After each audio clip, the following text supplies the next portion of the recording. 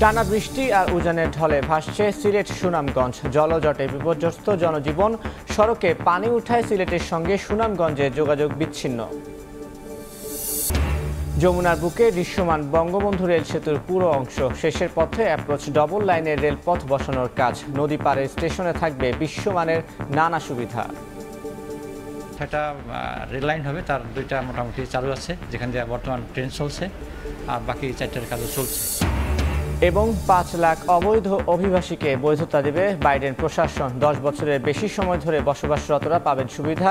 নির্বাচনের আগে এমন পদক্ষেপ রাজনৈতিক বলছেন বিশ্লেষকরা।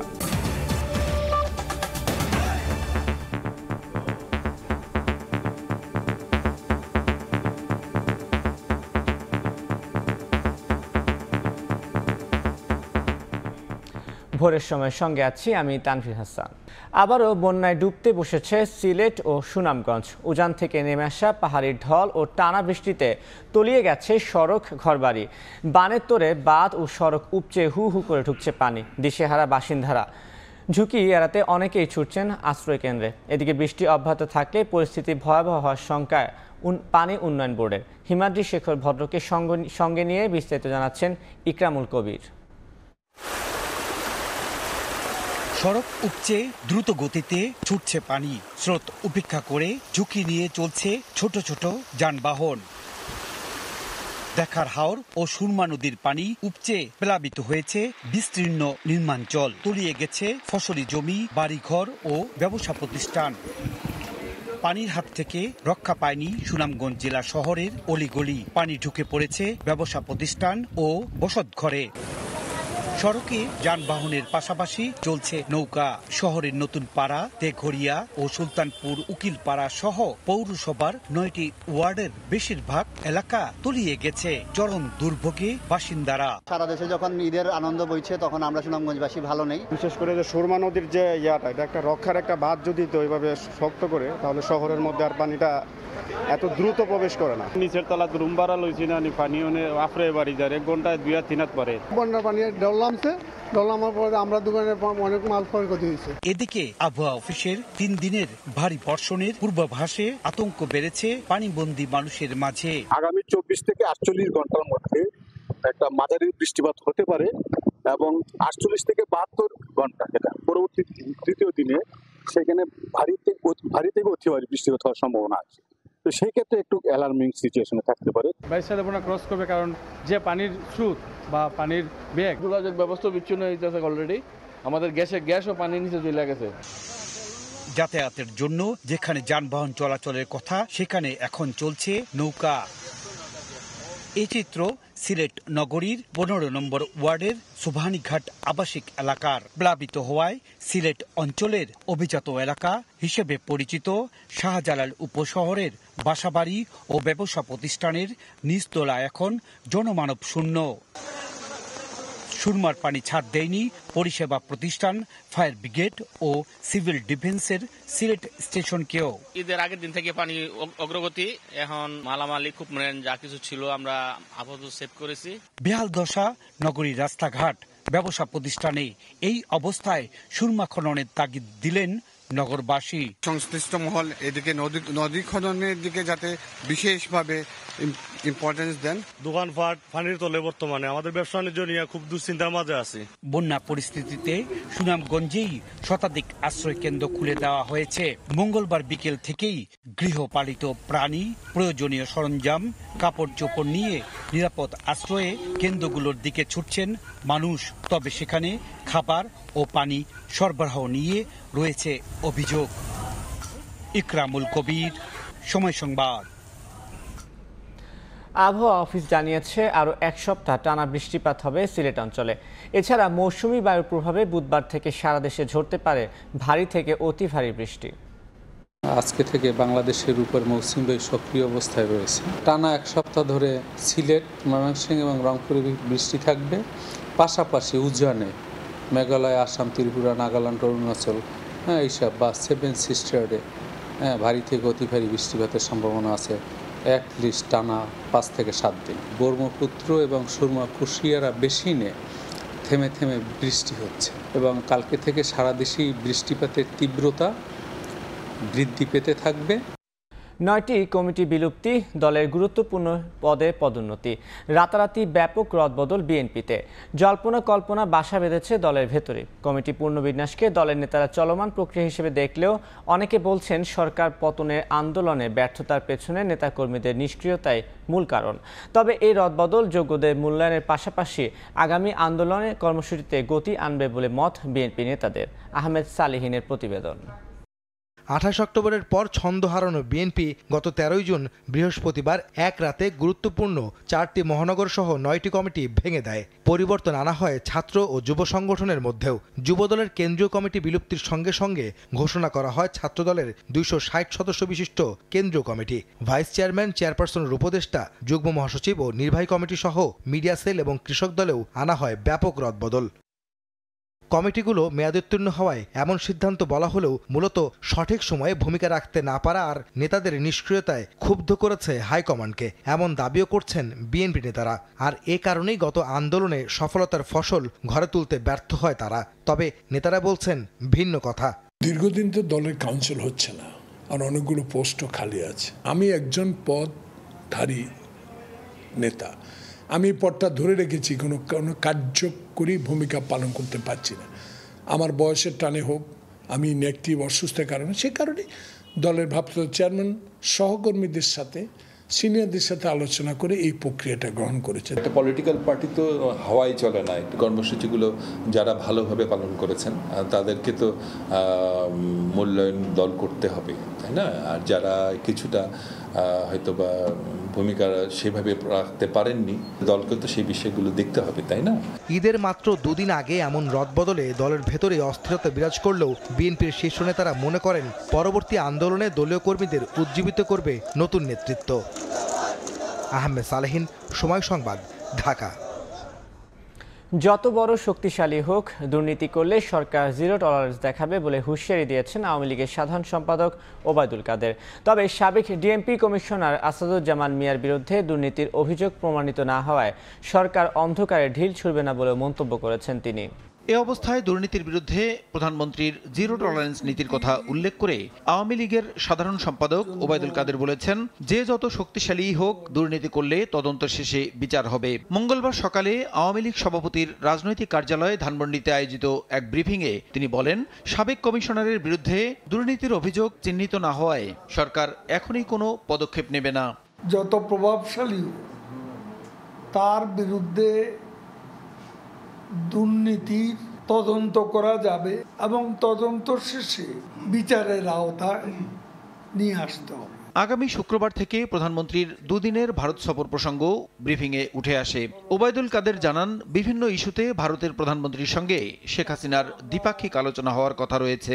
এবার বাইলেটারাল আলোচনা হবে, প্রধানমন্ত্রী নিজেই কি আলোচনা করবেন সেটা ঠিক করে রেখেছেন। সিদ্ধান্ত বা চুক্তি হলে প্রেস কনফারেন্স করবেন, যেটা আপনাদের উপস্থিতি। এ সময় মিয়ানমার ইস্যুতে বিএনপি মহাসচিব মির্জা ফখরুল ইসলাম আলমগীরকে চ্যালেঞ্জ করে আওয়ামী লীগ সাধারণ সম্পাদক বলেন, বাংলাদেশের সার্বভৌমত্বে আঘাত করেনি মিয়ানমার সরকার। ভেতরে যারা ছিল। প্রসূন আশিস, সময় সংবাদ, ঢাকা। বঙ্গবন্ধু শেখ মুজিব রেল সেতুর 4.8 কিলোমিটারের পুরো অংশই এখন দৃশ্যমান। সেতুর মূল কাঠামোর নির্মাণের পাশাপাশি শেষের পথে নদীর দুই পারের অ্যাপ্রোচ ডবল লাইনের রেলপথ বসানোর কাজ। নদী পারে নির্মিত হচ্ছে আধুনিক মানের দুটি রেল স্টেশনও। প্রকল্প সংশ্লিষ্টরা বলছেন, আইকনিক এই স্টেশনগুলোতে যাত্রীদের জন্য থাকবে বিশ্বমানের নানা সুযোগ সুবিধা। রিঙ্কু কুণ্ডুর প্রতিবেদন, ছবি তুলেছেন অমৃত সেন। যমুনার বুকে এখন দৃশ্যমান বঙ্গবন্ধু শেখ মুজিব রেল সেতুর 4.8 কিলোমিটারের মূল কাঠামোর পুরো অংশই। সেতুর সবগুলো পিলার ও স্প্যান বসানো শেষ করে এখন স্প্যানের ওপর বসানো হচ্ছে স্লিপারবিহীন রেল লাইন। দেশের দীর্ঘতম এই রেল সেতুর মূল কাঠামো নির্মাণের পাশাপাশি নদীর দুপারে নির্মিত হচ্ছে আধুনিক মানের দুটি রেল স্টেশন। সেই সঙ্গে ব্রিজ থেকে দুপারের স্টেশন পর্যন্ত থাকছে অ্যাপ্রোচ ডাবল লাইন সুবিধা। প্রকল্প সংশ্লিষ্টরা বলছেন, দেশের প্রথম আইকনিক এই রেল স্টেশনগুলোতে থাকবে বিশ্বমানের নানা সুযোগ সুবিধা। দুটি স্টেশনে থাকছে 6টি লাইন, যেখানে একসঙ্গে 6টি ট্রেন দাঁড়িয়ে থাকতে পারবে। 300 মিটার দৈর্ঘ্যের সুবিশাল প্ল্যাটফর্মের দুদিক দিয়েই অনায়াসে যাত্রী ওঠানামা করতে পারবে। প্ল্যাটফর্ম ডেভেলপমেন্ট করছি, এটা শেষের দিকে। এবং সেই সঙ্গে এখানে 6টা রেল লাইন হবে, তার 2টা মোটামুটি চালু আছে, যেখান দিয়ে বর্তমান ট্রেন চলছে, আর বাকি 4টার কাজও চলছে। স্টেশনের এক পাশ থেকে অন্য পাশে নিরাপদে পারাপারের জন্য থাকছে লিফটের সুবিধা সম্বলিত ফুট ওভারব্রিজ, বিশাল গাড়ি পার্কিং সুবিধা, সুপরিসর বিশ্রামাগার, শিশুদের জন্য বেস্ট ফিডিং রুম সহ যাত্রীদের সেবায় বিভিন্ন সুযোগ সুবিধা। স্টেশনগুলো নির্মাণ কাজ নির্ধারিত সময় শেষ করতে রাত দিন দেশি বিদেশি প্রকৌশলী আর কর্মীদের তত্ত্বাবধানে চলছে কর্মযজ্ঞ। উত্তর দিকের প্ল্যাটফর্ম কমপ্লিট হয়ে গেছে, দক্ষিণ দিকের প্ল্যাটফর্ম কাজ চলমান আছে। আর দক্ষিণ দিকের যে স্টেশন বিল্ডিং আছে, স্টেশন বিল্ডিংয়ের একটা পার্ট কমপ্লিট হয়েছে আর 2টা পার্টে কাজ চলমান আছে। অত্যাধুনিক মানের স্টেশন বিল্ডিং করা হচ্ছে, যেটা আমাদের একরকম বলতে গেলে কমলাপুরেও আমাদের নেই। আধুনিক মানের 2টি স্টেশন ছাড়াও রেল সেতুর সকল তথ্য সম্বলিত একটি জাদুঘরও নির্মাণ হবে। চলতি বছরের ডিসেম্বরে পুরো প্রকল্পের কাজ শেষ হবে বলে জানান প্রকল্প পরিচালক। এই প্রকল্পের মেয়াদ কিন্তু ডিসেম্বর 2025 পর্যন্ত আছে। তো এর মধ্যেই আমরা এইসব আনুষঙ্গিক নির্মাণ কাজও আলাদা কন্ট্রাক্টের মাধ্যমে সম্পন্ন করব বলে আশা করছি। যমুনার বুকে নির্মাণাধীন বঙ্গবন্ধু শেখ মুজিব রেল সেতুর নির্মাণ ব্যয় ধরা হয়েছে প্রায় 16,781 কোটি টাকা। জাপান ও বাংলাদেশ সরকারের যৌথ অর্থায়নে প্রকল্পটি বাস্তবায়ন করছে জাইকা। রিঙ্কু কুন্ডু, সময় সংবাদ, সিরাজগঞ্জ। বাংলা একাডেমি ও 21শে পদকপ্রাপ্ত কবি অসীম সাহা আর নেই। মঙ্গলবার দুপুরে চিকিৎসাধীন অবস্থায় তিনি শেষ নিঃশ্বাস ত্যাগ করেন। পরিবারের পক্ষ থেকে জানানো হয়, বড় ছেলে অভ্র সাহা যুক্তরাষ্ট্র থেকে দেশে ফিরলে শেষকৃত্যের বিষয়ে সিদ্ধান্ত নেওয়া হবে। অসীম সাহার মৃত্যুতে শোক জানিয়েছেন প্রধানমন্ত্রী শেখ হাসিনা। তার নিজস্ব গন্তব্য ছিল কবিতার অক্ষরে, সেভাবেই পরিচয় তার সঙ্গে। তিনি যখন চলছেন অন্য কোনো অজানা গন্তব্যে, তখন তার কবিতাই সামনে দাঁড়ালো। মধুমতির 2 তীর কান্নায় ভাসিয়ে দিয়ে মৃত্যু তাকে পৌঁছে দিল তার নিজস্ব গন্তব্যে। তিনি চলে গেলেন পার্থিব সবকিছুর ঊর্ধ্বে। বেশ কিছুদিন ধরে অসুস্থ ছিলেন। অবস্থার অবনতি হলে তাকে হাসপাতালে ভর্তি করা হয়। গত শনিবার তার চিকিৎসায় একটি মেডিকেল বোর্ডও গঠন করে BSMMU কর্তৃপক্ষ। অসীম সাহা বিষণ্ণতায় ভুগছিলেন। এছাড়া পার্কিনসন, কোষ্ঠকাঠিন্য ও ডায়াবেটিক্স রোগেও ভুগছিলেন তিনি। সবকিছু সমাপ্তি করে চলে গেলেন তিনি। পরিবারের পক্ষ থেকে জানানো হয়, বড় ছেলে অভ্র সাহা যুক্তরাষ্ট্র থেকে দেশে ফিরলে শেষকৃত্যের বিষয়ে সিদ্ধান্ত নেওয়া হবে। বৃহস্পতিবার শ্রদ্ধার জন্য মরদেহ রাখা হবে বাংলা একাডেমি প্রাঙ্গণে। তার মৃত্যুতে শোক জানিয়েছেন প্রধানমন্ত্রী শেখ হাসিনা। 2012 সালে বাংলা একাডেমি সাহিত্য পুরস্কার এবং 2019 সালে 21শে পদকে ভূষিত করা হয় তাকে। তবুও যেতেই হবে, মানুষের এই তো নিয়তি, আর এই তো সে গান। সময় হলেই তবে দেহ থেকে উড়ে যাবে পাখির পরাণ। কবির কবিতায় এই আশ্রয় মিলছে আজ। তানভীর হাসান, সময় সংবাদ, ঢাকা। জরুরি সেবা খোলা থাকলেও রাজধানীর হাসপাতালগুলোতে বহির্বিভাগ সেবা বন্ধ থাকায় বিপাকে পড়েছেন অনেকে। চিকিৎসা না পেয়েই বাড়ি ফিরে যেতে হচ্ছে। এদিকে ঢাকা মেডিকেলে রোগীর চাপ চোখে পড়ার মতো। যারা ভর্তি আছেন তাদের বেশিরভাগই আহত হন কোরবানির পশু জবাই করতে গিয়ে। 8 মাস বয়সী ছোট্ট আয়াত জ্বর ঠান্ডায় একেবারে কাবু। অবুঝ প্রাণের কষ্ট মেটাতে স্বজনরা এসেছেন মুগদা জেনারেল হাসপাতালে। তবে জরুরি সেবা বাদে অন্য সব বন্ধ থাকায় আজকের মতো আর হলো না ডাক্তার দেখানো। অনেক জ্বর, বাচ্চার ঠান্ডা, জ্বর, কাশি, বমি। এর মধ্যে ডাক্তার দেখানো উচিত না? আমরা তো ডাক্তারই পেলাম না। ডাক্তার আমি একজনকে দেখাইছি, উনি বলছে যে ডাক্তার কালকে বসবে, কালকে আসতে বলছে। এমন অনেকেই নিজেদের সমস্যা নিয়ে ঘুরেছেন রাজধানীর বিভিন্ন হাসপাতালে। সব জায়গার চিত্র একই। তো পাইনি, ভর্তি করে দেওয়ার জন্য আসছিলাম। তো এখন গরিব মানুষ, ফির নিয়ে যাবো, ফির নিয়ে আসবো, ফির নিয়ে যাবো, ফির নিয়ে আসবো। আমার তো সে রেট টাকায় আমার জিততেছে না। সে বসে বসে মোবাইল টিপতেছে, আর একটা নাচ বসে বসে মেহেন্দি লাগাইতেছে। ডাক্তার কি হাসপাতাল, গরিবগুলো কত আছে না, ডাক্তার থাকার দরকার। আঙ্গুলটা দেখাইছি, বলছে ঠিক আছে কালকে আসেন, আজকে ডাক্তার আসবে না। এদিকে উল্টো চিত্র ঢাকা মেডিকেলে। রোগী চাপ চোখে পড়ার মতো। কোরবানির সময় আহত হয়ে এসেছেন অনেকে। সেবা দেওয়া হয়েছে প্রায় 200 মানুষের। ছোট ছোট কিছু ইনজুরি আছে কোরবানি, যারা আমরা সাধারণত অনেকে আনএক্সপার্ট, আমরা নিজেরা কোরবানি করে বা পশু কাটতে চাই, সেক্ষেত্রে ছোট ছোট কিছু আঘাত বা ইনজুরি, এতে আমরা প্রায় 200+ বা 200 অধিক রোগীদেরকে আমরা আউটডোর সেবা দিয়েছি। দুর্ঘটনা এড়াতে কোরবানির সময় অভিজ্ঞদের সঙ্গে রাখার পরামর্শ চিকিৎসকদের। ধ্রুব ব্যানার্জি, সময় সংবাদ, ঢাকা। ঈদের দ্বিতীয় দিনে রাজধানীর বিনোদন কেন্দ্রগুলোতে মানুষের উপস্থিতি ছিল চোখে পড়ার মতো। শিশুদের সঙ্গে আনন্দে মাতেন অভিভাবকরাও।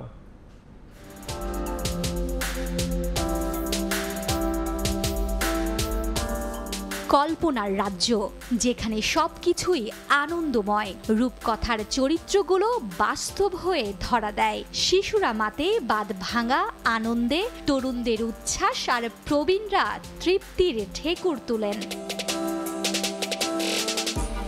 চার দেয়ালের বন্দিশালা থেকে প্রকৃতির কোলে ঠাঁই দিতে ঈদের দ্বিতীয় দিনে নগরবাসী পা রাখেন আশুলিয়ার ফ্যান্টাসি কিংডমে। পরিবার প্রিয়জনের সঙ্গে আনন্দ ভাগাভাগিতে একে একে ওয়াটার কিংডম, ম্যাজিক কার্পেট সহ বাহারি সব রাইড উপভোগ করেন তারা। ঈদের ছুটিতে ফ্যামিলি নিয়ে আসছি, অনেক ভালো লাগছে, অনেক বাচ্চা এনজয় করছে, আমরাও এনজয় করতেছি। তাই বাচ্চাদের আনন্দই আর কি আমাদের আনন্দ। ঈদ উপলক্ষে এবারের বিশেষ আয়োজন 360 ডিগ্রি টর্নেডো রাইড। 3D রাইডটি চড়ে শিশু কিশোররা প্রাগৈতিহাসিক যুগের স্বাদ নেন। দর্শনার্থীদের পদচারণায় এদিন মুখরিত হয় মিরপুর জাতীয় চিড়িয়াখানাও। বাঘ, হরিণ, সিংহ আর পাখি দেখে আনন্দে মেতে ওঠে শিশু কিশোররা। টাইগার, তারপর পাখি, অনেক কিছু দেখছি, এখানে অনেক মজা লাগছে আমার। এখানে আসার পরে দেখলাম যে অনেক লোক, অনেক আনন্দ, তো সবাইকে ভালো লাগছে আর কি, আনন্দটা ভাগ করে নেব। এখানে আসলে অনেক পশু পাখি একসাথে অনেক কিছু দেখা যায়, আবার এখানে পরিবেশটা ভালো, এজন্য নিয়ে আসছি। সুন্দর মুহূর্তগুলো স্মৃতির ফ্রেমে বন্দি করেন ঘুরতে আসা অনেকে। মার্জিয়া মুমু, সময় সংবাদ, ঢাকা। ঈদের টানা ছুটিতে কক্সবাজার ও কুয়াকাটা সমুদ্র সৈকতে পর্যটকদের উপচে পড়া ভিড়। উত্তাল সাগরে আনন্দে মাতেন ভ্রমণ পিপাসুরা। বৃষ্টি উপেক্ষা করে অনেকে ছোটেন চট্টগ্রামের ফয়েজ লেক ও খাগড়াছড়িতেও। মেঘলা আকাশ, বড় বড় ঢেউ, হঠাৎ রোদের ঝলক, এক এক সময় এক এক রূপ ধারণ করছে আবহাওয়া, যেন ভিন্ন এক কক্সবাজারের সমুদ্র সৈকত। ঈদুল আজহার টানা ছুটি, কক্সবাজার সমুদ্র সৈকতে এবার পর্যটক কিছুটা কম। কেউ কেউ জেডিস্কিতে চড়ছেন, আবার কেউ বালিয়াড়িতে ছবি তুলছেন কিংবা বালু নিয়ে খেলা করছেন। পর্যটকদের পদচারণায় মুখর হয়ে ওঠে সমুদ্র সৈকত কুয়াকাটাও। সমুদ্র তটে আছড়ে পড়া ছোট বড় ঢেউয়ের সঙ্গে জলকেলিতে মাতেন দর্শনার্থীরা। সামনে সাগর, আমরা এখানে বসে বসে আমরা অনেক মজা করছি। স্কুল বন্ধের সাথে, ফ্যামিলির সাথে এই বিচের দিন অনেক ভিউটা আর কি সুন্দর নেওয়া যায়। চট্টগ্রামের ফয়েজ লেকের সি ওয়ার্ল্ডেও দর্শনার্থীরা আনন্দ উল্লাসে মাতেন। ডিজে গানের সঙ্গে নাচতে থাকেন তরুণ তরুণীরা। অন্যান্য রাইডগুলো উপভোগ করেন বিভিন্ন বয়সী মানুষ। বৃষ্টি উপেক্ষা করে সকাল থেকে পর্যটকরা ভিড় করেন খাগড়াছড়ির বিভিন্ন পর্যটন কেন্দ্রে। আলুটিলার রহস্যময় সুড়ঙ্গ, ঝুলন্ত ব্রিজ, তারেং, রিছাং ঝর্ণা সহ বিভিন্ন দর্শনীয় স্থান ঘুরে দেখেন পর্যটকরা। সর্দার মোহাম্মদ আরিফ, সময় সংবাদ। ভোরের সময় আরও থাকছে। রাজশাহীতে ভরা মৌসুমে আমের বাজারে ভাটা। কয়েকদিন আগে জমজমাট থাকলেও এখন নেই ক্রেতার উপস্থিতি। ফলন কম আর বেশি দামকে কারণ বলছেন বিক্রেতারা। রাজুকের ইমারত নির্মাণ বিধিমালায় নানা অসঙ্গতি। বছরের পর বছর দুর্ঘটনার ঝুঁকি মাথায় নিয়ে দাঁড়িয়ে থাকা মিশ্র ব্যবহার হওয়া ভবনের ব্যাপারে নিষ্ক্রিয় সংস্থাটি। তবে চলতি বছর বিধিমালা সংশোধন করে অনিয়মের লাগাম টানার কথা জানিয়েছে সংশ্লিষ্টরা। যদিও বিশেষজ্ঞদের মত, নিয়মিত তদারকি করা না হলে বিধিমালা সংশোধন কোনো কাজেই আসবে না। আসিফ মোহাম্মদ সিয়ামের প্রতিবেদন।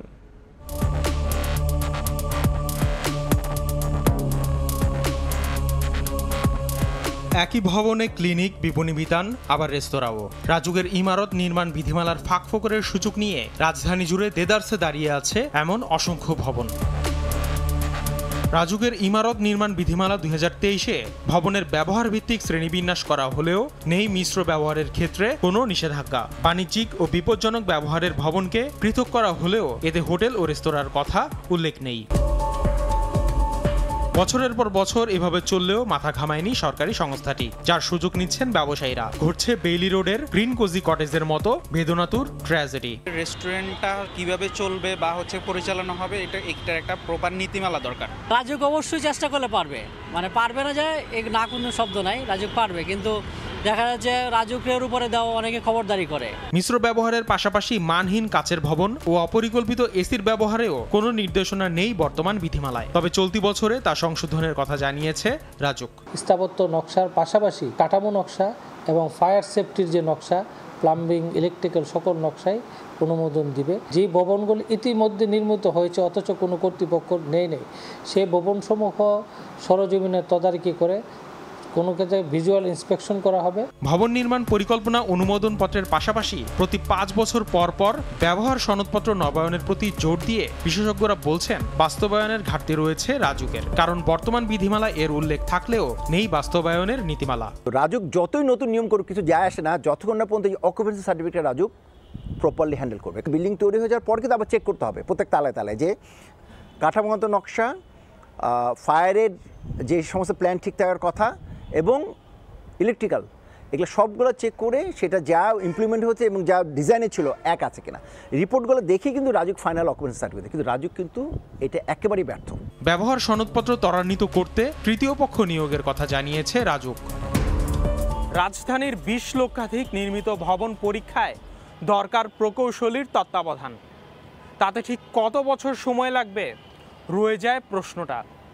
তার আগেই হয়তো অনিয়মের দৌরাত্মে মাথা উঁচু করে দাঁড়াবে আরও অসংখ্য ভবন। তবে বিশেষজ্ঞ ও সাধারণ মানুষের মন্তব্য, স্বার্থান্বেষী মহল জিয়ে রাখবে মর্জি মাফিক ভবন নির্মাণের ধারা। আসিফ মোহাম্মদ সিয়াম, সময় সংবাদ, ঢাকা। রাজশাহীর পবায় 5 কোটি টাকা ব্যয় স্থাপন করা হয়েছে সৌর বিদ্যুৎ চালিত সড়ক বাতি, কিন্তু গত 5 মাসেও এতে আলো জ্বলেনি। এর মধ্যে আবেদন করা হয়েছে বাতি সংস্কারের। অযত্ন অবহেলায় দিন দিন নষ্ট হচ্ছে সোলার প্যানেলও। শাহিন আলমের প্রতিবেদন, ছবি তুলেছেন আব্দুস সালাম। দিনের বেলা সূর্যের তাপ গ্রহণ করে রাতের আধার দূর করে দৃষ্টিনন্দন সৌরবাতি, এতে আলোকিত হয় গ্রামীণ জনপথের পথঘাট। বাস্তবে এমনটা হওয়ার কথা থাকলেও সরজমিনে দেখা যায় ভিন্ন চিত্র। সরকারের ত্রাণ পুনর্বাসন ও দুর্যোগ ব্যবস্থাপনা অধিদপ্তরের টিআর, কাভিকা ও বিশেষ বরাদ্দের মাধ্যমে রাজশাহীর পবা উপজেলার বিভিন্ন গ্রামে 855টি সোলার বাতি স্থাপন করা হয় 2014-15 ও 2019-20 অর্থ বছরে। প্রতিটি সৌরবাতির জন্য খরচ হয় 56,490 টাকা। স্থাপনকালে প্রতিটি সৌর সড়ক বাতির ওয়ারেন্টি দেওয়া হয়েছিল 3 বছর। এলাকাবাসী জানায় স্থাপনের পর 3 মাসে জ্বলেনি বাতিগুলো, তারপর থেকেই নষ্ট। এমনকি সংস্কারেরও উদ্যোগ নেয়নি কেউ। লাগানোর পর বন্ধ হয়ে গেছে, সমস্যা তো আসে না। মানে লাইট গেলে সরকার দিয়েছে রাস্তাঘাট আলোর জন্য, কিন্তু কোনো আলো টালো হয় না, অন্ধকারে ধরনের পড়ে থাকে। স্থানীয় জনপ্রতিনিধি জানান শুধুমাত্র দেখভালের অভাবে সরকারের কোটি কোটি টাকার সম্পদ নষ্ট হয়ে পড়ে আছে। চুক্তি শেষ হওয়ার পরে এটি দেখভাল করার কেউ নাই, এই কারণে প্রত্যেকটি লাইট, আমার ইউনিয়নের যতগুলো লাইট আছে দেখা যাবে 90% লাইটই নষ্ট হয়ে অকেজো হয়ে পড়ে আছে। এদিকে সংশ্লিষ্ট প্রকল্প কর্মকর্তা জানান বাতিগুলোর সংস্কারে ঊর্ধ্বতন কর্তৃপক্ষের কাছে আবেদন করা হয়েছে। সরকার এই খাতগুলোতে বরাদ্দ দেয় অথবা আমরা স্থানীয়ভাবে এটা কিছু করতে পারি কিনা সেই বিষয়ে আমরা এখন চিন্তা ভাবনা করছি। আশা করি এটা নিয়ে একটা সিদ্ধান্ত ছেড়ে আসবে। সৌর সড়ক বাতিগুলো স্থাপনে ব্যয় হয়েছিল প্রায় 4,83,00,000 টাকা। শাহিন আলম, সময় সংবাদ, রাজশাহী। উদ্বোধনের 1 বছর পরও রাজশাহী শিশু হাসপাতালে নতুন ভবন বুঝে দিচ্ছে না স্বাস্থ্য বিভাগ, অথচ গত 9 বছর ধরে নির্মাণ ব্যয় 2.5 গুণ বেড়ে দাঁড়িয়েছে 34 কোটি টাকায়। অন্যদিকে 6 কোটি টাকা ব্যয়ে সদর হাসপাতাল সংস্কারের পর গত 2 বছর ধরে তালাবদ্ধ। স্বাস্থ্য বিভাগের দাবি, জনবল আর চিকিৎসা সরঞ্জামের অভাবে চালু হচ্ছে না হাসপাতাল দুটি। হাবিবুর রহমান পাপ্পু ছবিতে মওদুদ রানার প্রতিবেদন। নির্মাণ কাজ শেষ হয়েছে বছর খানেক আগেই। 2023 সালে জানুয়ারিতে হয়েছে উদ্বোধন। যদিও গণপূর্ত বিভাগের কাছ থেকে স্বাস্থ্য বিভাগ বুঝে না নেয়ায় চালু হয়নি রাজশাহী শিশু হাসপাতালের কার্যক্রম। 2015 সালের মে মাসে 200 শয্যার শিশু হাসপাতাল নির্মাণ শুরু হয়। শুরুতেই নকশা জটিলতায় 10 তলা ভবন নির্মাণের পরিকল্পনা বাদ দিয়ে করা হয় 4 তলা। 2018 সালের জুনে শেষ হওয়ার কথা থাকলেও পরে কয়েক দফা সময় বেড়ে প্রকল্পের মেয়াদ শেষ হয় চলতি জুন মাসে। নির্মাণ ব্যয় 13 কোটি টাকা থেকে বেড়ে দাঁড়ায় 34 কোটিতে। বৈদ্যুতিক কাজ সম্পূর্ণভাবে শেষ হয়ে গেছে। এখন এসির কাজ যেগুলো আছে এগুলো যদি সঠিকভাবে যদি লাইনগুলো আমাদেরকে যদি ওরা দেয় তাহলে আমরা আর কি শেষ করে দিতে পারবো। আমাদের তো প্রতি মাসে আমাদের লস যাচ্ছে। যে বিল্ডিং আমি 3 থেকে 3.5 অতিরিক্ত গেলে আমার 4 বছরে যাবে, সেই বিল্ডিং আমার 7 বছর গোলাম থেকে কাটতে হয়েছে। গণপূর্ত বিভাগ জানিয়েছে লোকবলের অভাবে স্বাস্থ্য বিভাগ বুঝে না নেয়ায় তারা হাসপাতাল হস্তান্তর করতে পারছে না। সিস্টেমেরই সমস্যা। এটা মনে করেন যে হাসপাতাল কর্তৃপক্ষ যদি আগে থেকে জনবলের যে বিষয়টা ছিল এটা নিয়ে আরও অনেক আগে উদ্যোগ নেওয়া দরকার ছিল আসলে। একই অবস্থা রাজশাহী সদর হাসপাতালের। 2022 সালের ফেব্রুয়ারিতে 6 কোটি টাকার বেশি খরচ করে সংস্কার কাজ ও যন্ত্রপাতি স্থাপন করে স্বাস্থ্য বিভাগ। জনবলের অভাবে গত 2 বছরেও চালু হয়নি কার্যক্রম। 140 শয্যার অক্সিজেন সংযোগ সহ 200 রোগীর সেবাদানে স্থাপিত যন্ত্রপাতি নষ্ট হওয়ার শঙ্কা তৈরি হয়েছে।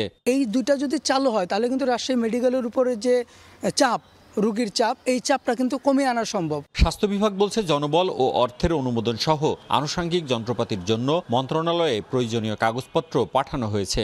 প্রাসঙ্গিক অনুমোদন, অর্থনৈতিক কোড, বা লজিস্টিক, জনবল, এগুলো তো আমরা এখনো পাইনি, অনুমোদন হয়নি এখনো। এগুলো অনুমোদন হওয়ার পরে আমরা এই জিনিসগুলি পাবো।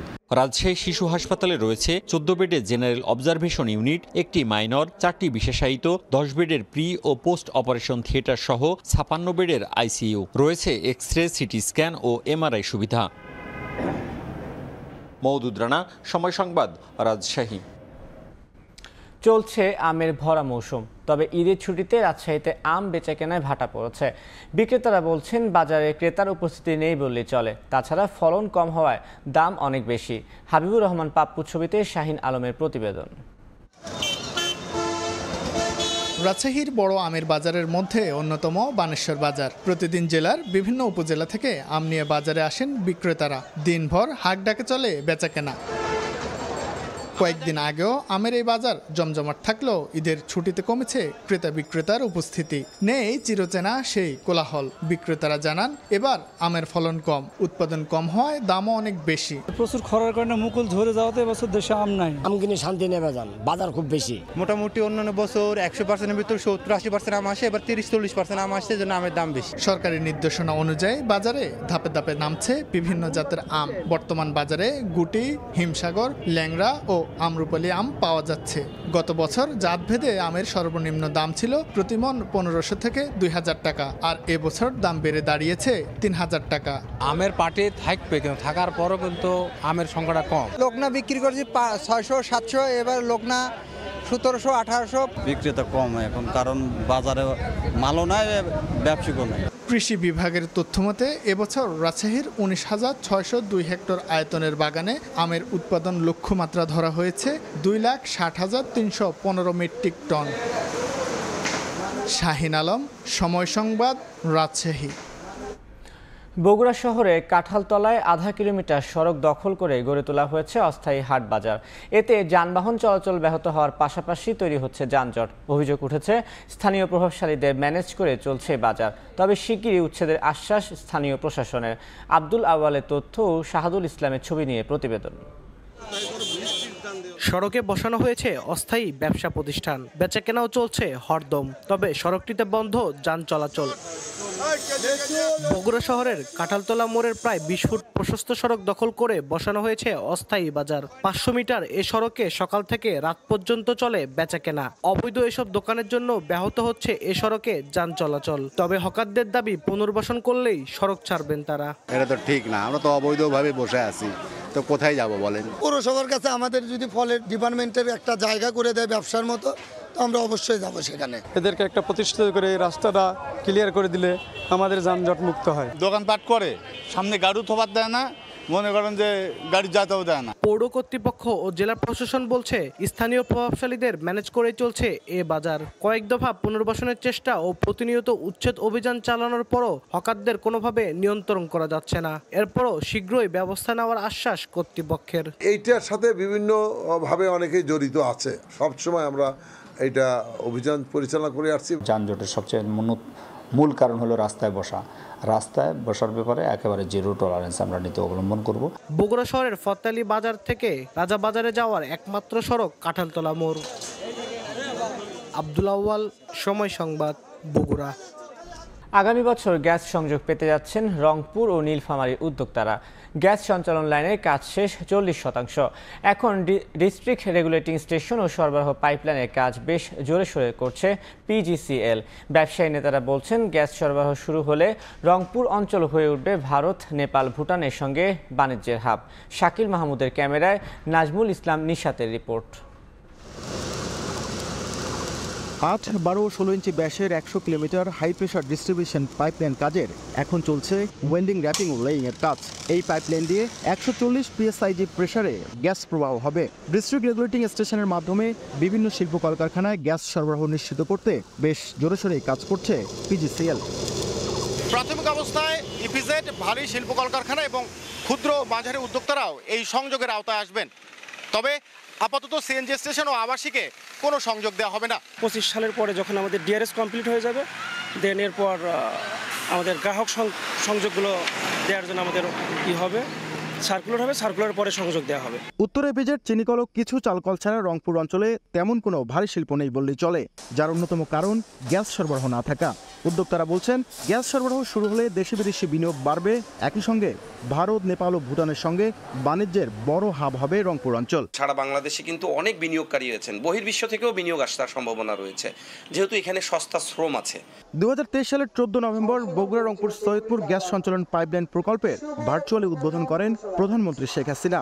এদিন রংপুরের পীরগঞ্জ টিবিএস স্টেশনে শিক্ষা প্রজ্বলন পাইপে আগুন দেওয়ার মধ্য দিয়ে রংপুর সহ উত্তরাঞ্চলের মানুষের দীর্ঘদিনের জ্বালানি গ্যাসের স্বপ্ন বাস্তবায়িত হয়। নাজমুল ইসলাম নিশাত, সময় সংবাদ, রংপুর। কক্সবাজার সমুদ্র সৈকত থেকে 60 রোহিঙ্গাকে আটক করে ক্যাম্পে ফেরত পাঠিয়েছে জেলা প্রশাসন। রোহিঙ্গাদের বহনকারী 4টি বাস জব্দের পাশাপাশি চালক ও সহকারী মিলিয়ে আটক করা হয়েছে 7 জনকে। কক্সবাজার জেলা প্রশাসনের কর্মকর্তারা জানান, রোহিঙ্গারা ক্যাম্প থেকে বের হয়ে যাতে সৈকতে আসতে না পারে সেজন্য মঙ্গলবার বিকেলে লাবণী থেকে কলাতলি পয়েন্টে অভিযান চালানো হয়। এই সময় 60 জন রোহিঙ্গাকে আটক করা হয়। ইনচার্জদের সঙ্গে আলাপ করে তাদের নিজ নিজ ক্যাম্পে ফেরত পাঠানো হয়েছে। বাসের চালক ও হেলপারদের 15,000 টাকা করে জরিমানা এবং মুচলেকা দিয়ে ছেড়ে দেওয়া হয়।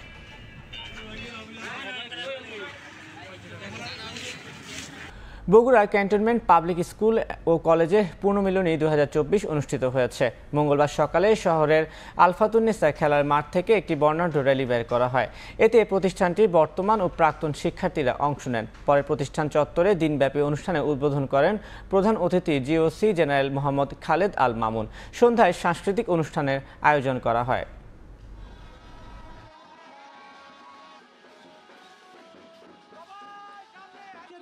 নিষেধাজ্ঞা অমান্য করে কেউ চেতনানাশক, অ্যানেস্থেসিক, হেলোথেন ড্রাগস বিক্রি ও ব্যবহার করলে তাদের বিরুদ্ধে কঠোর ব্যবস্থা নেওয়া হবে বলে হুঁশিয়ারি করেছেন স্বাস্থ্যমন্ত্রী সামন্ত লাল সেন।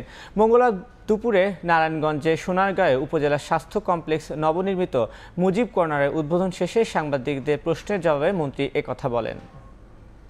প্রাইভেট ক্লিনিকে যারা অনুমোদন নাই কিংবা যাদের মানসম্মত প্রাইভেট ক্লিনিকে তাদেরকে বন্ধ করি। অ্যানেস্থেটিক ড্রাগ আমি গত 2 দিন আগে কিন্তু ঢাকায় আমার এডিজি মহোদয় আসছে, ডিজি ড্রাগকে একটা অভিযান চালিয়ে আমরা 2 জনকে গ্রেফতারও করেছি। আমরা যে অ্যানেস্থেটিক ড্রাগ হ্যালোথেন এটা ব্যবহার নিষিদ্ধ করা হয়েছে। যদি কেউ হ্যালোথেন ব্যবহার করে, যে বিক্রি করবে তারও শাস্তি দিব, যে হাসপাতালে ব্যবহার করবে তারও শাস্তি দিব, এবং আমার যদি কোনো চিকিৎসক অ্যানেস্থেটিক বাইক সেটা ব্যবহার করেন তার বিরুদ্ধে আমি ব্যবস্থা নিই। নির্বাচনের আগে 5 লাখ অভিবাসীকে বৈধতা দিতে যাচ্ছেন মার্কিন প্রেসিডেন্ট জো বাইডেন, যারা কমপক্ষে 10 বছর ধরে যুক্তরাষ্ট্রে বসবাস করছেন তাদের ক্ষেত্রে প্রযোজ্য হবে এই পদক্ষেপ। আসন্ন প্রেসিডেন্সিয়াল নির্বাচনের আগে বাইডেন প্রশাসনের এমন নীতিকে বুদ্ধিদীপ্ত সিদ্ধান্ত হিসেবে চিহ্নিত করেছেন রাজনৈতিক বিশ্লেষকরা। যুক্তরাষ্ট্র থেকে দস্তগীর জাহাঙ্গীরের প্রতিবেদন। যতই সময় গড়াচ্ছে ততই ঘনিয়ে আসছে যুক্তরাষ্ট্রের প্রেসিডেন্সিয়াল নির্বাচন। কিছুদিন আগেও হান্টার বাইডেনের আগ্নেয়াস্ত্র সংক্রান্ত মামলায় সরগরম ছিল আন্তর্জাতিক গণমাধ্যমগুলো। এবার নতুন অভিবাসন নীতি ঘোষণা করে আলোচনায় এলেন প্রেসিডেন্ট জো বাইডেন। মঙ্গলবার হোয়াইট হাউসের এক বিবৃতিতে অবৈধ অভিবাসীদের বৈধ করার ঘোষণা দিয়েছেন মার্কিন প্রেসিডেন্ট। যারা কমপক্ষে 10 বছর ধরে দেশটিতে বসবাস করছেন তাদের কাজের অনুমতি দেবে প্রশাসন। এতে বৈধ হওয়ার কপাল খুলছে 5 লাখের বেশি দম্পতির। প্যারোলিন প্লেস নামের এই পদক্ষেপটি অভিবাসীদের জন্য গ্রিন কার্ড ও নাগরিকত্ব পাওয়ার পথ আরো সহজ করবে। এখানেই শেষ নয়, যুক্তরাষ্ট্রের বিশ্ববিদ্যালয় থেকে যারা স্নাতক সম্পন্ন করেছেন তাদেরও আনা হবে এই নীতির আওতায়। বৈধ হতে খুব দ্রুতই প্রার্থীরা আবেদনপত্র জমা দিতে পারবেন বলে জানিয়েছেন সংশ্লিষ্টরা। বেশ কয়েক বছর ধরেই অনথিভুক্ত অভিবাসীদের অগ্রাধিকার দেওয়ার ব্যাপারে প্রশাসনকে অনুরোধ জানিয়ে আসছিলেন অভিবাসন আইনজীবীরা। নতুন নীতির বিষয়ে তারা বলেছেন এটি বাইডেন প্রশাসনের একটি বুদ্ধিদীপ্ত রাজনৈতিক পদক্ষেপ। আসন্ন নির্বাচনে নেভাডা ও অ্যারিজোনার মতো গুরুত্বপূর্ণ রাজ্যগুলোতে লেতিন ভোটারদের সমর্থন পেতে মরিয়া বাইডেন। এর অংশ হিসেবেই এমন পদক্ষেপ নিলেন তিনি। যুক্তরাষ্ট্রের প্রেসিডেন্ট নির্বাচনকে সামনে রেখে জো বাইডেনের এই ঘোষণাকে ভোট কেনার রাজনৈতিক চাল বলেই বিশ্লেষকরা মনে করছেন। দস্তগীর জাহাঙ্গীর, সময় সংবাদ, ওয়াশিংটন ডিসি। 24 বছর পর 2 দিনের সফরে উত্তর কোরিয়ায় পৌঁছেছেন রুশ প্রেসিডেন্ট ভ্লাদিমির পুতিন। তার এই সফরে আরও জোরালো হবে মস্কো পিয়ংইয়ং সম্পর্ক। তবে বিষয়টি ভালোভাবে দেখছে না দক্ষিণ কোরিয়া ও যুক্তরাষ্ট্র। দেশ দুটির ধারণা, রুশ প্রেসিডেন্টের সফরের মাধ্যমে সামরিক সহযোগিতা বাড়বে মস্কো ও পিয়ংইয়ংয়ের। বিমান থেকে নামছেন পুতিন। তাকে স্বাগত জানাতে অধীর আগ্রহে অপেক্ষা করছেন বন্ধু কিম জং উন। 24 বছর পর স্থানীয় সময় বুধবার রাত 2:45টার দিকে পিয়ংইয়ংয়ের বিমানবন্দরে পৌঁছান রুশ প্রেসিডেন্ট ভ্লাদিমির পুতিন। তাকে বহনকারী উড়োজাহাজ পাহারায় ছিল অন্তত একটি যুদ্ধ বিমান। এ সময় পুতিনকে লাল গালিচা সংবর্ধনা দেন উত্তর কোরিয়ার সর্বোচ্চ নেতা কিম জং উন। এরপর তারা চলে যান হোটেলের দিকে। সফরে রাশিয়া ও উত্তর কোরিয়ার মধ্যে একটি অংশীদারি চুক্তি স্বাক্ষরিত হবে বলে জানিয়েছেন পুতিনের পররাষ্ট্রনীতি বিষয়ক উপদেষ্টা ইউরিশ উশাকভ। তিনি বলেন, চুক্তিটি দেশ দুটির মধ্যে সহযোগিতা আরও বাড়াবে। গেল কয়েক বছর আন্তর্জাতিক রাজনীতি, অর্থনীতি ও নিরাপত্তা সহ বিভিন্ন ইস্যুতে দেশ দুটির মধ্যে যা হয়েছে সেগুলো বিবেচনা রেখেই এই চুক্তি স্বাক্ষর করা হবে। তবে পুতিনের এই সফরকে ইতিবাচকভাবে দেখছে না দক্ষিণ কোরিয়া ও যুক্তরাষ্ট্র। এ সফর নিয়ে গেল শুক্রবার ফোন আলাপ হয় ওয়াশিংটন ও সিউলের শীর্ষ কর্মকর্তাদের মাঝে। সিউলের আশঙ্কা, রুশ প্রেসিডেন্টের সফরের কারণে সামরিক সহযোগিতা বাড়বে মস্কো ও পিয়ংইয়ং এর মধ্যে, যা জাতিসংঘের প্রস্তাবের লঙ্ঘন। পুতিন সবশেষ উত্তর কোরিয়া সফরে যান 24 বছর আগে 2000 সালের জুলাইয়ে। গেল বছর সেপ্টেম্বরে রাশিয়া সফরে যান কিম জং উন। তখন তিনি পুতিনকে পিয়ংইয়ং এর নিমন্ত্রণ জানান। সেই নিমন্ত্রণে সাড়া দিয়েই পিয়ংইয়ং এর রুশ প্রেসিডেন্ট। মৌসুমী সাথী, সময় সংবাদ। এবার চীনের অন্যতম বৈদ্যুতিক গাড়ি নির্মাতা প্রতিষ্ঠান এক্সপেং পরীক্ষা চালালো নতুন উড়ন্ত গাড়ি ভয়েজার X2 এর। মঙ্গলবার চীনের হেবেই প্রদেশে গাড়িটি আকাশে ওড়ায় প্রতিষ্ঠানটির বিমান প্রকৌশলী লি সেংজেং। দেখে ড্রোন মনে হলেও আসলে এটি একটি উড়ন্ত গাড়ি। যাওয়া যাবে শহরের এক প্রান্ত থেকে আরেক প্রান্তে। উড়ন্ত গাড়িটি তৈরি করেছে চীনা বৈদ্যুতিক গাড়ি নির্মাতা প্রতিষ্ঠান এক্সপেং। উড়ন্ত এ গাড়িতে একসঙ্গে বসতে পারবে 2 জন। একটানা 25 মিনিট চললেও এটি ঘন্টায় 130 কিলোমিটার বা 90 মাইল গতিতে ছুটে চলতে পারবে। গাড়িটির নাম রাখা হয়েছে ভয়েজার X2। মঙ্গলবার উড়ন্ত এ গাড়ি পরীক্ষামূলকভাবে চালানো হয়। চীনের হেবেই প্রদেশের লাংফাং শহরে উড্ডয়ন ও অবতরণ করানো হয়। আর এই সম্পূর্ণ পরীক্ষাটি চালায় এক্সপেং প্রতিষ্ঠানের বিমান প্রকৌশলী লি সেংজেং। যদিও পরীক্ষা চালানোর সময় কোনো যাত্রী ছিল না। এর ওজন মূলত 682 কেজি। এটি সংক্ষিপ্ত ভ্রমণের জন্য নির্মিত বলে দাবি করছে প্রতিষ্ঠানটির প্রকৌশলী লি। একজন মানুষ মাত্র 1 ঘন্টা অনুশীলন করলেই অনায়াসেই চালাতে পারবে এ উড়ন্ত গাড়ি। নাদিম মারজান, সময় সংবাদ। সুইডেনে কাজের অনুমতি চেয়ে বা ভিসা নবায়নের আবেদন করতে ফের বিপাকে পড়তে হচ্ছে অভিবাসীদের। সংস্কার করা হয়েছে সর্বনিম্ন বেতন কাঠামো।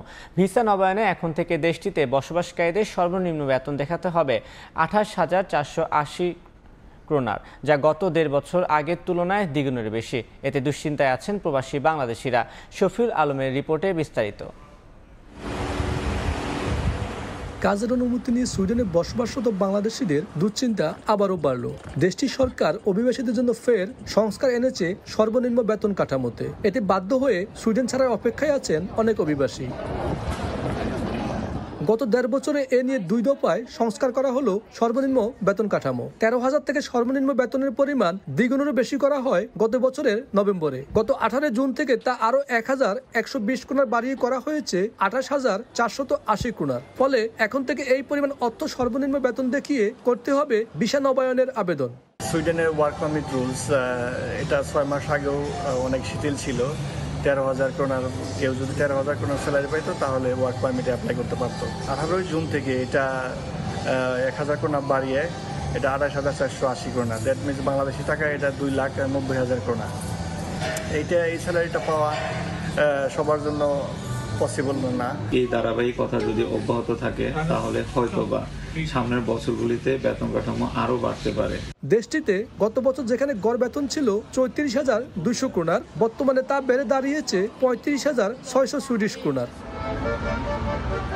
এদিকে সুইডেনের কৃষি ও কারখানায় কাজের বিষয়ের নামে একটি চক্র প্রতারণা করে আসছে বলে অভিযোগ উঠেছে। এ বিষয়ে সবাইকে সতর্ক থাকার পরামর্শ দিয়েছেন প্রবাসী বাংলাদেশিরা।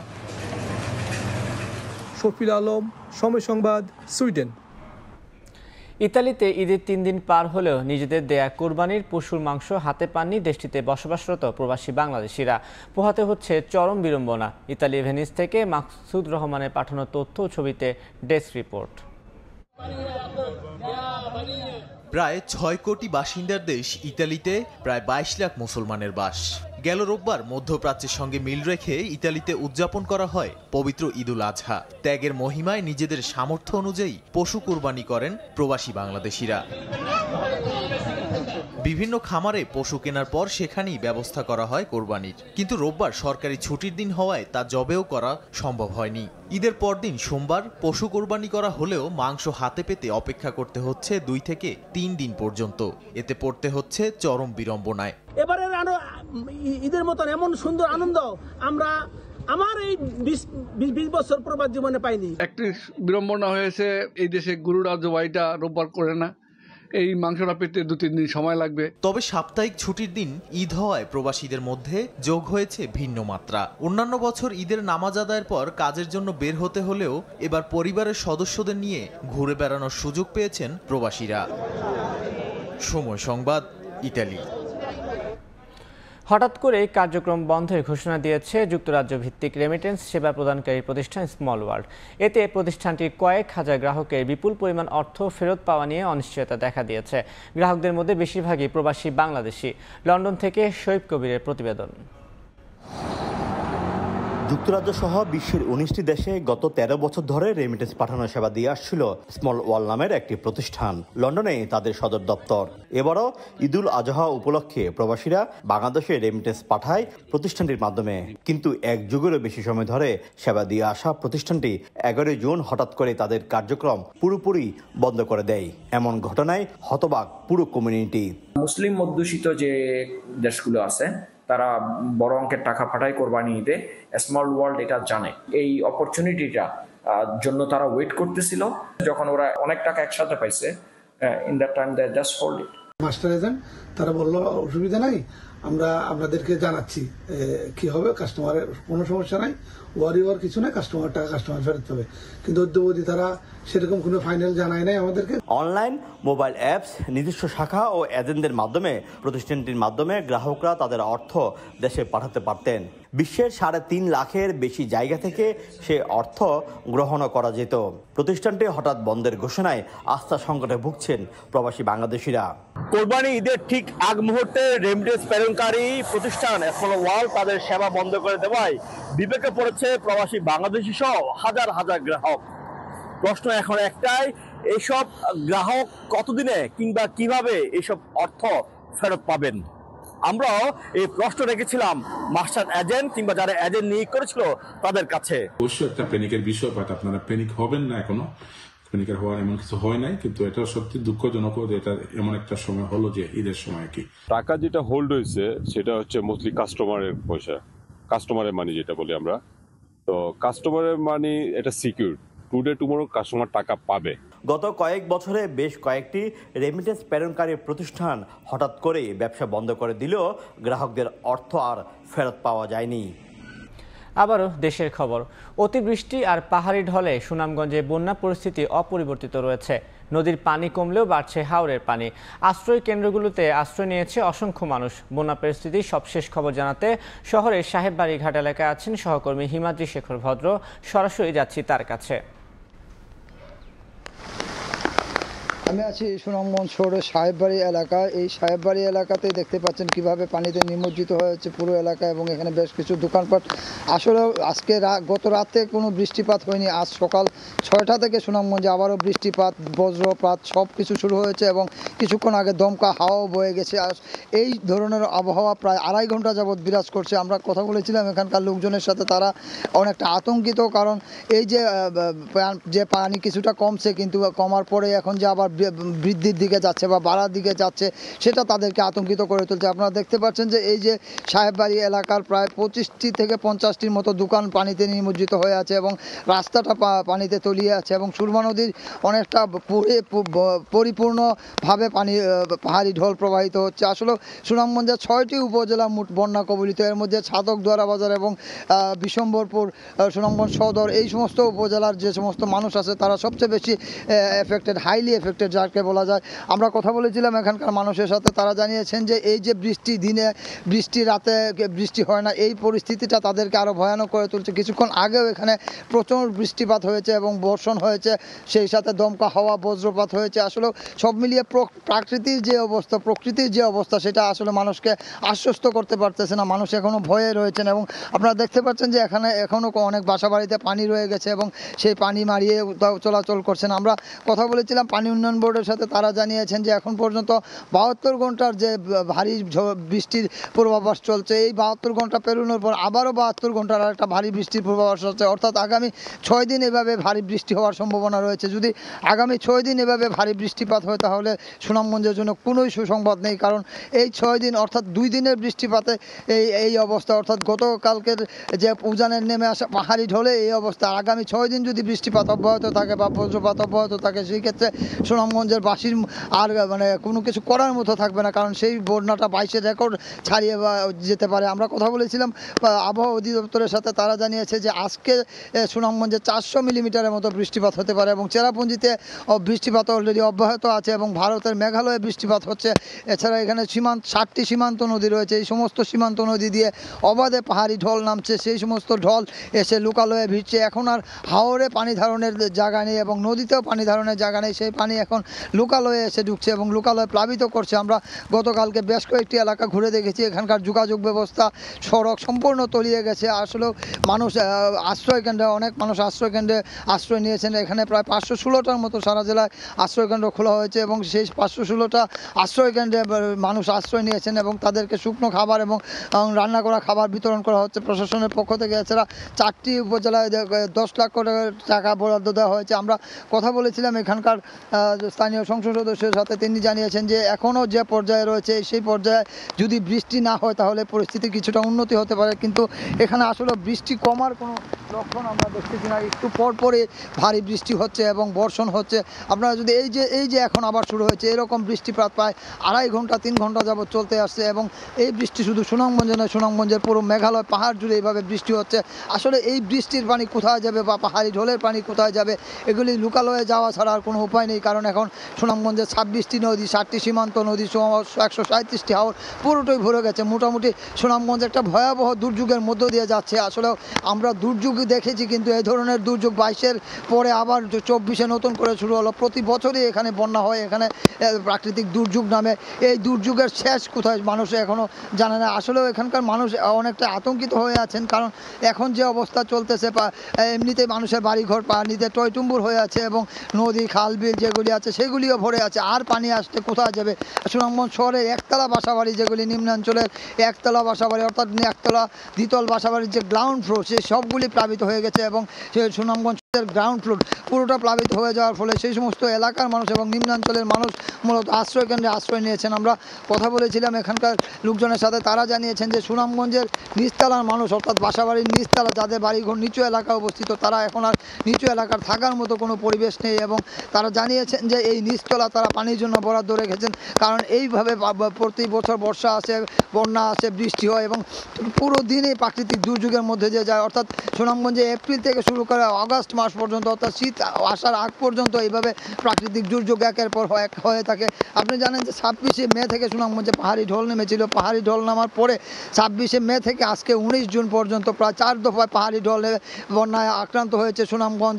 এখানে এই পাহাড়ি ঢলের কোনো ধরনের নিয়ন্ত্রণ নেই। এই পাহাড়ি ঢল কোথা থেকে আসে এবং কিভাবে প্রবাহিত হয়। সুনামগঞ্জের যে বিশাল জলাধারগুলি রয়েছে সবগুলি পানিতে পরিপূর্ণ হয়ে আছে এবং নদীগুলো পানিতে পরিপূর্ণ হয়ে আছে এবং সুনামগঞ্জের প্রায় কাছেই মেঘালয়, চেরাপুঞ্জি, মাউন্টসিরাম সহ মেঘালয় পাহাড়, পুরো মেঘালয় রাজ্যে এখন বৃষ্টিপাতে হচ্ছে, ভারী বৃষ্টি হচ্ছে, সারাদিন বৃষ্টি হচ্ছে। সেই বৃষ্টির পানি কিন্তু আমাদের এসে অনেকটা লোকালয় ভরিয়ে দিচ্ছে। আসলে আগামীতে সুনামগঞ্জের যে ভৌগোলিক অস্তিত্ব সেটাই প্রশ্নের সম্মুখীন হয়ে দাঁড়াবে, কারণ এইভাবে বন্যা বৃষ্টি হতে থাকলে তা মানুষের মধ্যে যে আতঙ্ক, তারা অনেকটা সুনামগঞ্জকে ছেড়ে যাওয়ার পরিকল্পনা গ্রহণ করতে হবে মানুষকে। আমরা জানি, কথা বলেছিলাম অনেকের সাথে, তারা জানিয়েছেন যে এই যে প্রাকৃতিক দুর্যোগ, এই যে একের পর এক বর্ষণ, বৃষ্টিপাত সমস্ত কিছু মিলিয়ে যাদের মধ্যে কোনো আশার আলো নেই, তারা অনেকটা ভয়ে আতঙ্কে ঝঙ্কিত জড়সড় হয়ে আছেন। তো এই ছিল সুনামগঞ্জের সাহেববাড়ি ঘাট থেকে সুনামগঞ্জের বন্যা পরিস্থিতির সবশেষ খবর। এতক্ষণ সরাসরি যুক্ত ছিলাম সুনামগঞ্জে। ঈদ উদযাপন শেষে আবারও কর্মস্থলে ফেরা শুরু করেছে মানুষ। সে খবর জানাতে এই মুহূর্তে মানিকগঞ্জে পাটুরিয়াঘাট এলাকায় আছেন সহকর্মী ইউসুফ আলী এবং সিরাজগঞ্জে কড্ডার মোড়ে আছেন রিঙ্কু কুণ্ডু। শুরুতে যাচ্ছি ইউসুফের কাছে। এই যে ঈদ শেষে আবার মানুষ কিন্তু একটা কর্মমুখী হতে শুরু করেছে, সেই ক্ষেত্রে আজ কিন্তু গতকালের তুলনায় একটা কর্মমুখী মানুষের ভিড়টা একটা লক্ষণীয়। তবে সময় গণনার সাথে সাথে এইটা ভিড়টা আরো বাড়ছে।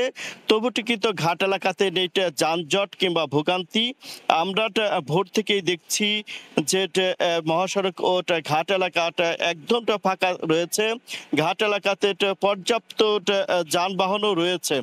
বাড়তি ভাড়া নেওয়ার অভিযোগ এখন পর্যন্ত আমরা পাইনি। ঘাট এলাকাতে আবহাওয়াও একদমটা আরামদায়ক হয়, মানুষ কিন্তু এই মুহূর্তে স্বাচ্ছন্দ্যে তার গন্তব্যে পৌঁছাচ্ছে। এই মুহূর্তে পাটুরিয়া, দৌলতদিয়া ও আরিচা কাজীহাট রোডে যানবাহন ও যাত্রীর সংখ্যা একটু কম দেখা গেলেও বেলা বাড়ার সাথে সাথে বেশ বৃদ্ধি পেয়েছে এই মুহূর্তে। তবে কর্মে ফেরা মানুষের পাশাপাশি বেশ কিছু মানুষ কিন্তু আবার দক্ষিণ পশ্চিম অঞ্চলেও তাদের ঈদের খুশি ভাগাভাগি করার জন্য দক্ষিণ পশ্চিম অঞ্চলে যাচ্ছে। আমরা বিআইডব্লিউটিসি কর্তৃপক্ষের সাথে কথা বলেছি, তারা বলছেন যে কর্মমুখী যাত্রীদের যাত্রা নির্বিঘ্ন করার জন্য তারা নিয়োজিত রয়েছেন। তারা যাত্রীরা বলছেন যানজট ও ভোগান্তি থেকে রক্ষার জন্য এই সময়ে তারা যাচ্ছেন। এছাড়াও কিন্তু বীরশ্রেষ্ঠ কিছুক্ষণ আগে দৌলতদিয়া প্রান্ত থেকে ভাষা শহীদ বরকত নামের একটি ফেরি এসেছে, আমরা দেখেছি সেটা কানায় কানায় কর্মমুখী মানুষের ভিড় ছিল। সৈকত নামের একটি লঞ্চ ঘাটে এসে পৌঁছিয়েছে, সেটাও মানুষের ভিড় ছিল লঞ্চে এবং ফেরিতে বেশ যাত্রী এই মুহূর্তে কিন্তু আমরা দেখতে পাচ্ছি। আমরা কেরামত আলী নামের একটি ফেরিতে রয়েছি, সে ফেরিও কিন্তু কানায় কানায় আপনি পূর্ণ দেখতে পাচ্ছেন। সেই ক্ষেত্রে বলবো যে মানুষের মধ্যে যারা ঈদের খুশির সহজের সাথে ভাগ করতে পারেনি বা নারীর টানে তারা কিন্তু আজও শহর থেকে গ্রামের দিকে ছুটছে।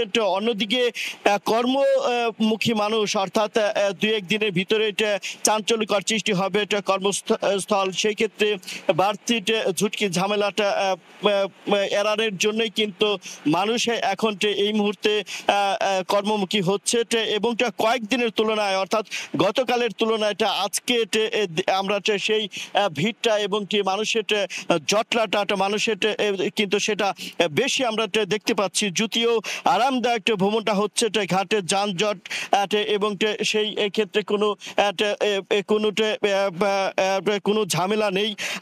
আমাদের মানিক সিরাজগঞ্জে রয়েছে কড্ডার মোড়ে রয়েছে রিঙ্কু কুণ্ডু রিপোর্টার। আমরা সরাসরি রিপোর্টার রিঙ্কু কুণ্ডুর কাছে জানতে চাবো সেখানকার আসলে কি অবস্থা। রিঙ্কু, প্রিয়জনের সাথে ঈদের আনন্দ কাটিয়ে আবারও কর্মমুখী হচ্ছে মানুষ এবং সেই খবর জানাতে কিন্তু আমরা সকাল থেকে আছি বঙ্গবন্ধু পশ্চিম সংযোগ মহাসড়ক কড্ডারমোড় এলাকায়। আমি যদি একটু দেখা যে মহাসড়কে আমরা যেটা দেখছি যে ভোর থেকেই বিভিন্ন জেলা থেকে কিন্তু আসলে এই যে ঢাকামুখী বঙ্গবন্ধু সেতু হয়ে ঢাকামুখী যে পরিবহনগুলোর সংখ্যা, সেই সংখ্যাগুলো কিন্তু আসলে বাড়ছে। তবে ফিরতি পথে কিন্তু যানজটের ভোগান্তি বা ধীরগতি, যানবাহনের ধীরগতি না থাকলেও যানবাহনের কিন্তু অতিরিক্ত যানবাহনের চাপ আমরা লক্ষ্য করছি। সেই সাথে বেলা যত বাড়ছে পরিবহনের সংখ্যা এবং যাত্রীর সংখ্যা কিন্তু আসলে বাড়ছে। আমরা যদি বলি যে বিশেষ করে উত্তরবঙ্গ ঢাকা, রংপুর, বগুড়া বা গাইবান্ধা এই সব উত্তরবঙ্গের বিভিন্ন জেলা থেকে ঢাকামুখী পরিবহনের সংখ্যা কিন্তু আমরা আসলে দেখছি। তবে যাত্রী এখন আমরা যেটি দেখছি যে বেলা যত বাড়ছে সেই যাত্রী সংখ্যা কিন্তু বাড়ছে এবং প্রতিটি যাত্রীবাহী বাস কিন্তু পরিপূর্ণ যাত্রী নিয়ে তারা আসলে রাজধানীমুখী হচ্ছে এবং যাত্রীরা বারবারই যেটা আমাদের কাছে অভিযোগ করে বলছিলেন যে স্বাভাবিক সময়ের চেয়ে কিছুটা হলেও প্রতিটি যানবাহনে কিন্তু আসলে ভাড়া আসলে বেশি না হচ্ছে, সেই অভিযোগ কিন্তু আসলে যাত্রীরা আমাদেরকে করছিলেন।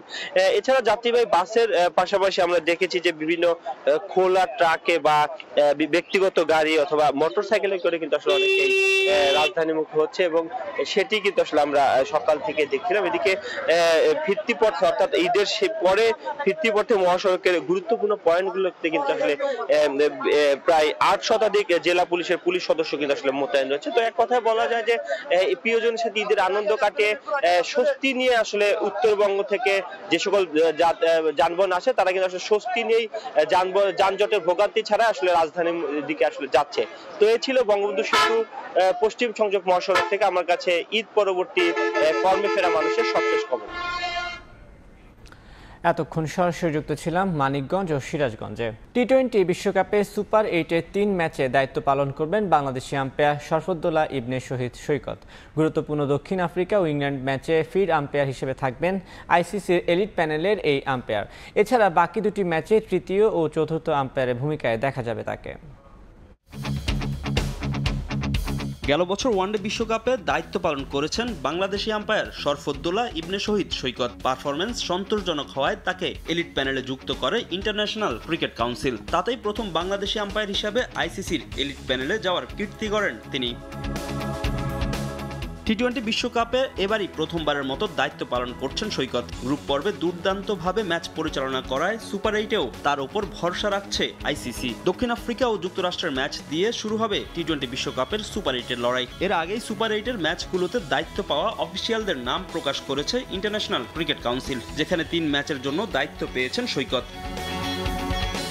21 জুন দক্ষিণ আফ্রিকা ও ইংল্যান্ডের মধ্যে বহুল প্রত্যাশিত লড়াইয়ে ফিল্ড আম্পায়ারের দায়িত্ব পালন করবেন শরফুদ্দৌলা ইবনে শহীদ সৈকত। এর আগে ইংল্যান্ড এবং ওয়েস্ট ইন্ডিজের ম্যাচে তৃতীয় আম্পায়ার হিসেবে থাকবেন তিনি। এছাড়া 23 জুন দক্ষিণ আফ্রিকা ও ওয়েস্ট ইন্ডিজের ম্যাচে চতুর্থ আম্পায়ারের ভূমিকায় দেখা যাবে তাকে। সুপার 8-এ বাংলাদেশের 3 ম্যাচে প্রতিপক্ষ ভারত, অস্ট্রেলিয়া ও আফগানিস্তান। 21 জুন অস্ট্রেলিয়ার বিপক্ষে বাংলাদেশের ম্যাচে অনফিল্ডে থাকবেন রিচার্ড ইলিয়ংওর্থ ও মাইকেল গো। 22 জুন ভারত ও বাংলাদেশের ম্যাচ পরিচালনা করবেন মাইকেল গো ও এড্রিয়ান হোল্ডস্টক। সুপার 8-এর শেষ ম্যাচে বাংলাদেশের প্রতিপক্ষ আফগানিস্তান। এই ম্যাচের দায়িত্ব পড়েছে ল্যাংটন রুসেরে এবং নিতিন মেননের কাঁধে। ফাহিম ইসলাম, সময় সংবাদ। এই পর্যায়ে শীর্ষ সংবাদগুলো জানিয়ে দিচ্ছি আরেকবার।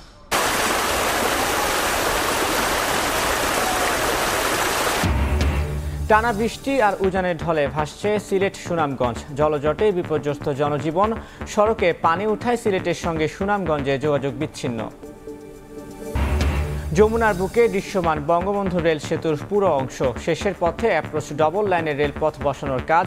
নদী পাড়ের স্টেশনে থাকবে বিশ্বমানের নানা সুবিধা। একটা রেল লাইন হবে, তার 2টা মোটামুটি চালু আছে, যেখান দিয়ে বর্তমান ট্রেন চলছে, আর বাকি 4টার কাজও চলছে।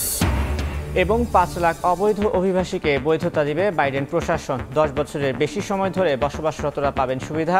নির্বাচনের আগে এমন পদক্ষেপ রাজনৈতিক বলছেন বিশ্লেষকরা।